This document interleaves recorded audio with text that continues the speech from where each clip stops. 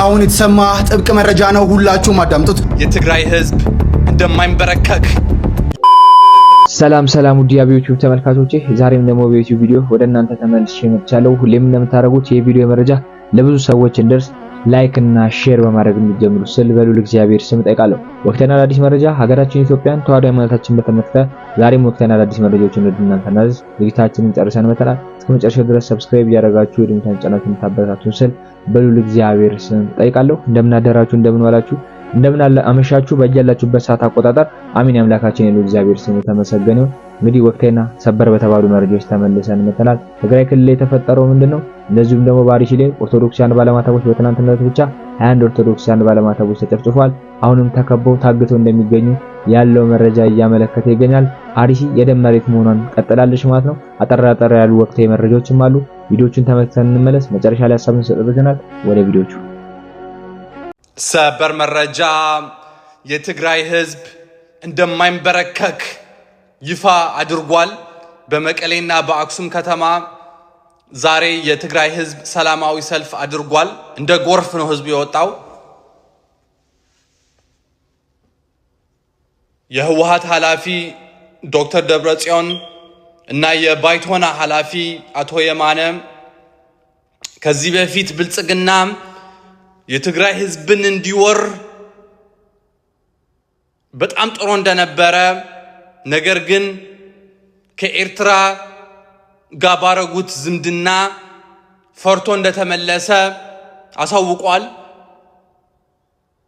አሁንም ቢሆን ብልጽግና የሰበሰውን ቆሻሻ ይዞ ወደ ትግራይ የሚገባ ከሆነ በ1000 ግንባሮች እንደሚመታ ይፋ ሆኗል። ሰበር ዜና ተሰምቷል። በመቀሌ ከተማና በተለያዩ የትግራይ አካባቢዎች በአሁኑ ሰዓት እጅግ ከፍተኛ የሆነ ህዝባዊ ሰላማዊ ሰልፍ እየተካሄደ ይገኛል። በዚህ ሰልፍ ላይ የህወሓት ከፍተኛ አመራሮች፣ የጊዜያዊ አስተዳደሩ ኃላፊዎች እንዲሁም ወታደራዊ አዛዦች በአካል መገኘታቸው የሁኔታውን ክብደት አጉልቶታል። የዚህ ግዙፍ ህዝባዊ እንቅስቃሴ ዋና መነሻ በቅርቡ የኢትዮጵያ ብሔራዊ ምርጫ ቦርድና የፌዴሬሽን ምክር ቤት አከራካሪ በሆኑት እንደ ጠለምት፣ ወልቃይትና ራያ አላማጣ ባሉ ቦታዎች ላይ ያሳለፈውን ውሳኔ በመቃወም ነው። አብዛኛው የሰልፉ ተሳታፊ የትግራይ አንድነትና መሬቶቿ በሚል መነሻ እነዚህን ውሳኔዎች በጽኑ እየተቃወመ ይገኛል። እናንተ በዚህ ጉዳይ ላይ ምን አሳባላችሁ? ሐሳባችሁን ያሳብ መስጫ ያጋሩን። መልካም ጊዜ። ባለ ማህተብ የሆናችሁ ዛሬም ላይ በምስራቅ አርሲ ፈረቀሳ ቀበሌ ውስጥ 3 ኦርቶዶክሳውያን አንድ ሙስሊም ወንድማችን በአሰቃቂ ሁኔታ ተገድሏል። መፍትሄ ከመንግስት እናገኛለን ብላችሁ እንዳታስቡ። ምክንያቱም ትናንትና መልስ የምናገኘው ከእግዚአብሔር ነው። ዛሬ መልስ የምናገኘው ከእግዚአብሔር ነው። ነገ መልስ የምናገኘው ከእግዚአብሔር ነው። ከሰዎች መፍትሄ የምናገኝ ቢሆን ኖሮ የኦርቶዶክሳውያን ሞት እስከ ዛሬ ድረስ ዓመታትን ባልተሻገረ ነበር። ሆን ተብሎ የሚደረግ ፐርፐዝሊ የሚደረግ ነገር ስለሆነ ይሄ ነገር ሊቆም አልቻለም ማለት ነው። ዛሬም በ1806 2018 ኦርቶዶክሳውያን ተገድለዋል። እንግዲህ የተነገረው የሰማነው ማለት ነው። የተደበቀውን ደግሞ እግዚአብሔር ያውቃል። ስለዚህ በዚህ በጾም ወቅት ኦርቶዶክስን ሙስሊሙን ጾም በሰላም እንዳያሳልፍ ሆን ተብሎ እንደዚህ አይነት ነገሮች እየተደረጉ የሚገኙት ማለት ነው። እዛ ጉና ፈረቀሳ ሙሚና የሚባሉ አሉ። ሰዎች እኮ አርፈዋል የሉም እኮ፣ ግን ለነሱ መንፈስ ሰዎች እንዲገበሩ ይሆናል። በተለይ የኦርቶዶክሳውያን ደም ከውሻ ደም ያነሰበት ዘመንና ጊዜ ላይ ደርሰናል ማለት ነው። በጣም ያሳዝናል። አሁንም እኔ ከሰዎች መፍትሄ አልጠብቅም። መፍትሄ የሚገኘው ከእግዚአብሔር ነው። ሁላችንም በአንድ ልብ ሆነን ልቦናችን ወደ ፈጣሪ መልሰን በጾም በጸሎት ብንጠይቅ ሁሉም እያንዳንዱን ነገሮች መልስና መፍትሄ እናገኛለን። አይቀርም። ሁሉም እያንዳንዱ በኦርቶዶክሳውያን ደምና በዚች ሀገር ላይ የተሳለቀ ሁሉ ቃል በቃል ጊዜ በጊዜ መክፈል የሚገባውን ዋጋ እያንዳንዱ ተራ በተራ ይከፍላል። ተበቃይ ደግሞ እግዚአብሔር ነው። ያንን በቀል ደግሞ እኛ ቆመን እናያለን፣ እንመለከታለን ማለት ነው። በቀል የእግዚአብሔር ነው። ወንድሞቻችን ነፍሳቸውን በአጸደ ገነት ያኑ። ዛሬም ወደ አርሲ ምድር የክርስቲያኖችን ሞት፣ የክርስቲያኖችን ስደት፣ የክርስቲያኖችን ቤትና ሀብት ውድመት እየሰማን እንገኛለን። ቲክቫ ኢትዮጵያ እንደዘገበው ከሆነ የሀገረ ስብከቱ አመራሮች ይህንን አረጋግጠዋል። ከ4 በላይ ንጹሃን ተገድለዋል። ከ10 በላይ መኖሪያ ቤቶችም ተቃጥለዋል። ይህ የሆነው ደግሞ የአብይ ጾምን እየጾምን ባለበት ሁለተኛ ሳምንት ላይ መሆኑ እጅግ በጣም የሚያሳዝን እጅግ በጣም የሚያንገበግብ ጉዳይ ነው። ሁላችንም የአርሲ ኦርቶዶክሳውያንን በአይነ ህሊናችን እንሳል፣ በልቦናችን እናስብ። አርሲ ወገኖቻችን ስደትና መከራ፣ ሞትና እንግልት የሚያበቃው መቼ ነው? የጠቅላይ ቤተ ክህነት አመራሮች ዛሬም እንጠይቃችኋለን። ይህንን ጉዳይ ለማስቆም ምን ያክል ርቀት እየሄዳችሁ ነው? ለምንስ ግድያዎች ቀጠሉ? በአገረ ስብከቱ ላይ የተሾሙት አዲስ ሊቀ ጳጳስስ በዚህ ጉዳይ ላይ እስካሁን ምን ሰሩ? አሁንስ ምን እያደረጉ ነው? እኛ ምዕመናን እንጠይቃለን። አሳዛኝ ዜና። በትናንትናው ዕለት ብቻ በምስራቅ አርሲ 21 ንጹሃን መገደላቸው ተገለጸ። በምስራቅ አርሲ ሽርካ ወረዳ ጃዊ ዋጬ ቀበሌ ትናንት የካቲት 19 2018 ዓ.ም ከቀኑ 10 ሰዓት ጀምሮ በታጠቁ ኃይሎች 21 ንጹሃን መገደላቸው የተገለጸ ሲሆን 7ቱ ደግሞ ከፍተኛ ጉዳት ደርሶባቸዋል ተብሏል። ከትናንት በስቲያ በምስራቅ አርሲ አቦምሳ ወረዳ 3 ኦርቶዶክሳውያን 1 ሙስሊም መገደላቸውን ማህበረ ቅዱሳን ቴሌቪዥን መዘገቡ ይታወሳል። በትናንትናው ዕለት ደግሞ የተገደሉት ኦርቶዶክሳውያን መሆናቸውም ታውቋል። በአርሲ በኦነግ ሸኔ ታጣቂዎች እየተገደሉ ያሉ ንጹሃን ተደራጅተው ራሳቸውን እንዲከላከሉ ተጠየቀ። በኦሮሚያ ክልል በምስራቅ አርሲ ዞን መርቲ ወረዳ ፈረቀሳ ቀበሌ ከትናንት በስቲያ የካቲት 17 2018 ዓ.ም ምሽት 3 ሰዓት ጀምሮ በተፈጸመ የተቀናጀ ጭፍጨፋ እስካሁን ባለው መረጃ 4 ሰዎች የተገደሉ ሲሆን 2 በጠና ቆስለው 2 ተይዘው ተወስደው የደረሱበት አልታወቀም። ከ10 በላይ ቤቶች ተቃጥለዋል። የገበሬው የእህል ጎተራን ጨምሮ በርካታ ንብረት ወድሟል። ገዳዮች ቀብር ጭምር ከልክለው ነበር የሚሉት የእናት ፓርቲ ምንጮች አሁንም በቅርብ ርቀት ላይ ሆነው የገበሬውን በሬ እያረዱ እየበሉ እየጨፈሩ ነው ብለዋል። ከልካይም ቀጪም የለም። ግድያውም ሃይማኖት ለይቶ የተፈጸመ ነው። ህዝቡ ራሱ እንዳይከላከል በመንግስት መሳሪያውን እንዲያወርድ ተደርጓል። እጃችንን አጣጥፈን ሞታችንን መጠበቅ ሆኗል ኑሯችን ብሏል ነዋሪዎቹ። መንግስት ህዝቡን የመጠበቅ ስራውን ቢረሳው የአካባቢው ማህበረሰብ በህጋዊ መንገድ ታጥቆ ራሱን እንዲከላከል አማራጭ ይቅረብለት በሚል በተደጋጋሚ ብንወተውተው ሰሚ አልተገኘም ሲል ፓርቲው ገልጿል። ፓርቲው ግድያውን በጽኑ አውግዞ ለሞቱትም እረፍተ ነፍስን እየተመኘን ለአካባቢው ማህበረሰብም መጽናናትን ተመኝቷል። ፓርቲው ግድያውን በጽኑ አውግዞ ለሞቱት እረፍተ ነፍስን እየተመኘ ለአካባቢው ማህበረሰብም ማጽናናትን ተመኝቷል። ተይዘው የተወሰዱ ያለምንም ቅድመ ሁኔታ እንዲለቀቁና ህዝቡ በህጋዊ መንገድ ተደራጅቶ ራሱን እንዲከላከል ሁኔታዎች በፍጥነት እንዲመቻቹለት በጥብቅ አሳስበዋል። ረዳት ፕሮፌሰር ሲሳይ አውግቸው ትናንት በዋስ ቢለቀቅም በድጋሚ መታፈኑ ተገለጸ። ለዓመታት በግፍ እስር ላይ የነበረው ረዳት ፕሮፌሰር ሲሳይ አውግቸው በዋስ እንዲለቀቅ ሰኞ የካቲት 16 2018 ዓ.ም ከተወሰነና በትናንትናው ዕለት ከቀኑ 11 ሰዓት ገደማ ሂደቱን ጨርሶ ከወጣ በኋላ ወዲያውኑ በታጠቁና ጭምብል በለበሱ መንግስት ኃይሎች መስታወቱ ጥቁር በሆነ መኪና ከቂሊንጦ ማረሚያ ቤት በር ላይ ታፍኖ ወዳልታወቀ ቦታ መወሰዱ ተረጋግጧል። የኢትዮጵያ ህዝባዊ አብዮታዊ ፓርቲ ኢህአፓ ብልጽግና ሰላማዊ ዜጋዎች፣ ፖለቲከኞች፣ ጋዜጠኞችና የሰብአዊ መብት ተሟጋቾች ላይ የሚፈጸመው የግፍ እስር አልበቃ ብሎት በተደጋጋሚ አፈናዎችን ማድረጉን መመልከቱን አስታውቋል። ፓርቲው መንግስት ያፈነውን ረዳት ፕሮፌሰር ሲሳይ አውግቸውን በአስቸኳይ በሙሉ ደህንነት እንዲለቅና አሁንም በግፍ እስር ላይ የሚገኙ ዜጎችን ያለምንም ቅድመ ሁኔታ በአስቸኳይ እንዲፈታ በጽኑ አሳስቧል። የሰብአዊና ዴሞክራሲያዊ መብቶች ጉዳይ ግድ ይለናል የሚሉ ተቋማትና ዜጎችም ይህንንና መሰል የብልጽግና መንግስት ወንጀሎችን በብርቱ እንዲያወግዙና ስለ ሰውነት ክብር በመናደርገው ትግል አጋርነታቸውን እንዲያሳዩ ሲልም ጥሪ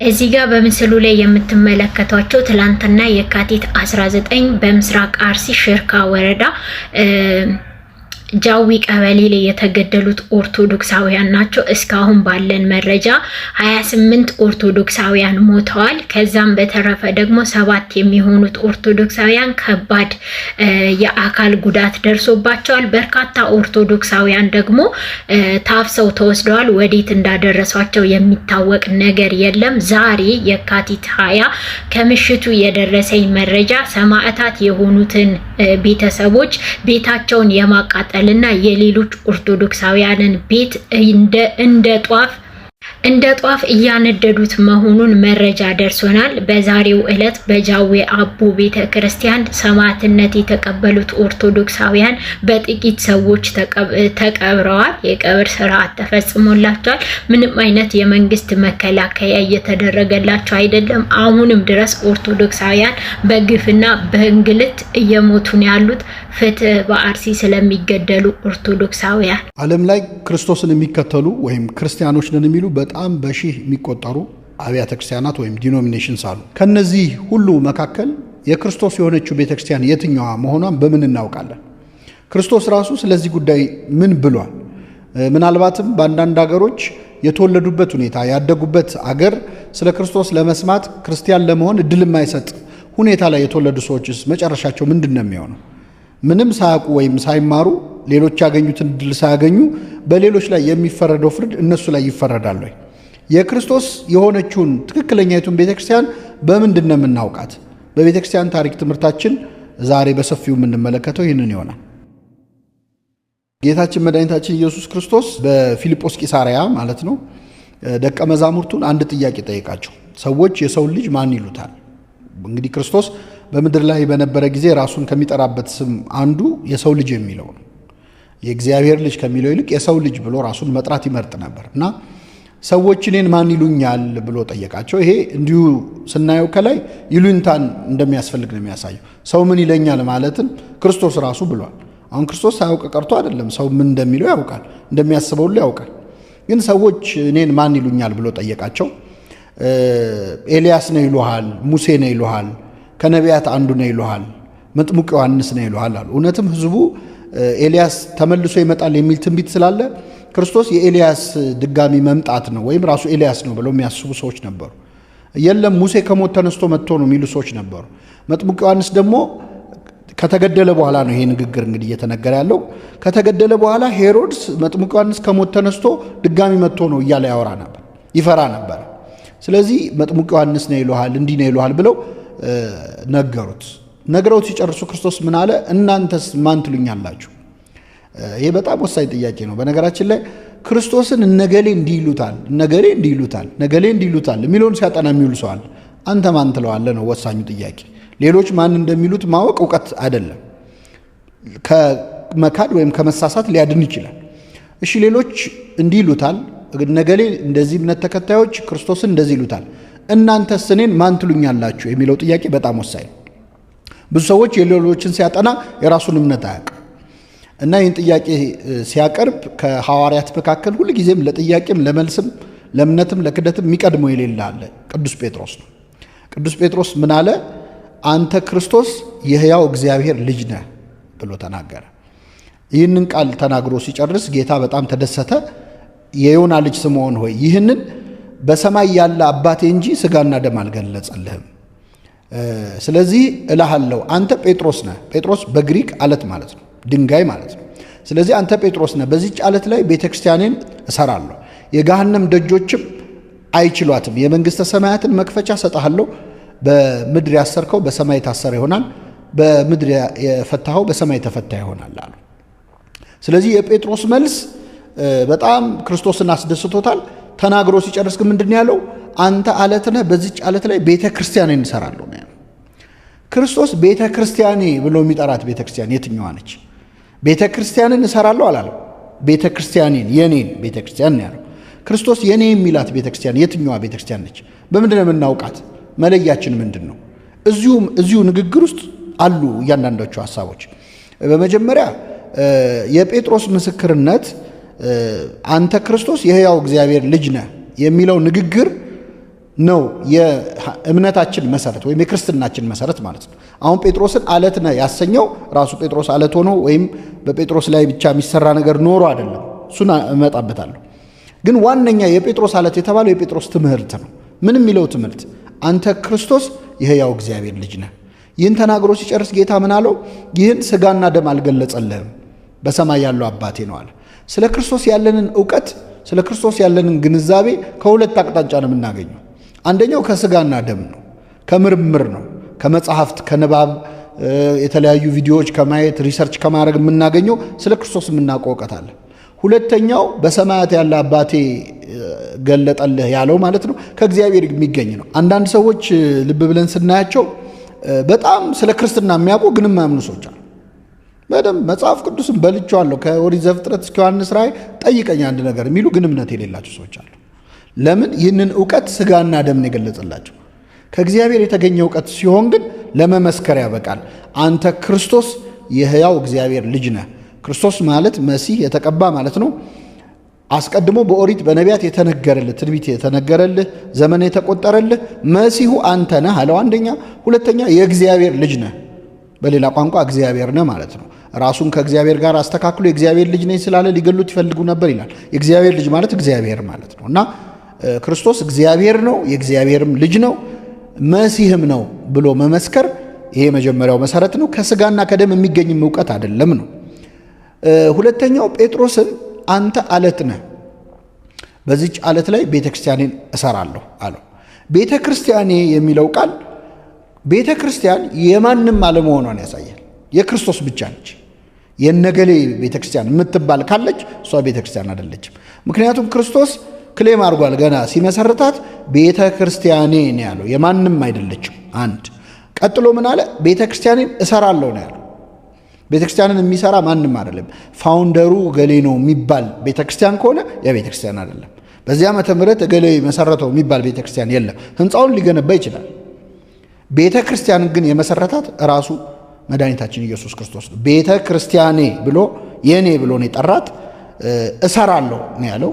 ሰው አይሰራውም ማለት ነው። ቤተ ክርስቲያንን ሊመሰርት ማንም አይችልም ከተመሰረተው በቀር ብሎ መሰረቱም ክርስቶስ ነው ብሎ ቅዱስ ጳውሎስ እንደተናገረው ማለት ነው። እና አንተ አለት ነህ፣ በዚህች አለት ላይ ቤተ ክርስቲያኔን እሰራለሁ፣ የገሃነም ደጆችም አይችሏትም ማለት። ቤተ ክርስቲያኔ የሚለው ቃል ስለ አንድ ነገር እየተነገረ ነው። ቤተ ክርስቲያኖቼ አላለም። አብያተ ክርስቲያናቴን እሰራለሁ አላለም። ቤተ ክርስቲያኔ ያላት አንዲት ነች። ይቺ ቤተ ክርስቲያን ማነች የሚለውን ማጥናት ነው እንጂ ያለብን ቤተ ክርስቲያን ብዙ ልትሆን አትችልም። ይሄ ፕሉራሊዝም የሚያምኑ ሰዎች አሉ። ያው ሁሉም እኮ ወደ ጌታ ነው የሚያደርሰው የሚባል ትምህርት ጌታ አላስተማረም። ያም ያው ስሙን ነው የሚጠራው፣ ይሄም ስሙን ነው የሚጠራው አላለም። ይሄ ለፖለቲካል ኮሬክትነስ ብለን አንለው። መጽሐፍ ቅዱስ አይልማ ብርሃን ከጨለማ ምን ኅብረት አለው ነው የሚለው። ስለዚህ ክርስቶስ ሁለት ካታጎሪ ነው የሰጠን በዚህ ንግግር ውስጥ። ቤተ ክርስቲያኔ የሚላት ቤተ ክርስቲያንና የገሃነም ደጆች ናቸው። የቀሩት የገሃነም ደጆች ናቸው። የትኞቹ ናቸው የገሃነም ደጆች? የትኛዋ ነች ክርስቶስ ቤተ ክርስቲያኔ ያላት የሚለው ላይ መነጋገር እንችላለን እንጂ ክርስቶስ አንዲት ቤተ ክርስቲያን ነው መስርቶ የሄደው።